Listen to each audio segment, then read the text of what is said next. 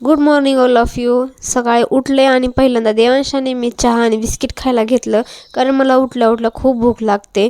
मग थोड्या वेळाने मी देवांसाठी पोहे बनवणार होते, पण मग म्हटलं देवांसोबत सगळ्यांना बनवते म्हणून नाश्ता पण होऊन जाईल, म्हणून मी माझ्या हातचा पहिल्यांदा सगळ्यांना नाश्ता बनवला.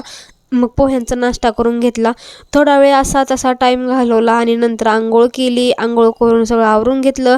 असं काय माझा बाहेर जायचा आज कुठं प्लॅन नव्हता, विचार करत होते कुठं जाऊ, पण म्हटलं जाऊ दे, आजचा एक दिवस घरातच घालवावा सगळा, म्हणून म्हटलं आजचा रिलॅक्स राहायचं, कारण उद्या माझी फ्रेंड पण येणार होती. मग ठीक आहे म्हणलं घालूयात असाच टाईम. मी व्हिडिओ बनवायला सुरुवात केली ना, तेव्हापासून मला काही लोक वेड समजत असतील किंवा समजत असतील की ही काय वेडेपणा करते, आधी तर व्यवस्थित होतं आणि अचानकच हिला काय व्हिडिओ बनवायचा नाद लागला. पण तसं नसतं बरं का. कसं असतं, प्रत्येकाची आवड असते आणि मी कोणाच्या लाईफमध्ये इंटरफेअर करत नाही, तर मलाही वाटतं की माझ्याही लाईफमध्ये कोणी इंटरफेअर करू नये. ज्याची त्याची आवड असते आणि कोणाच्याही लाईफमध्ये काहीतरी वेगळा भाग असतो. प्रत्येकाची मेंटॅलिटी वेगवेगळी असते.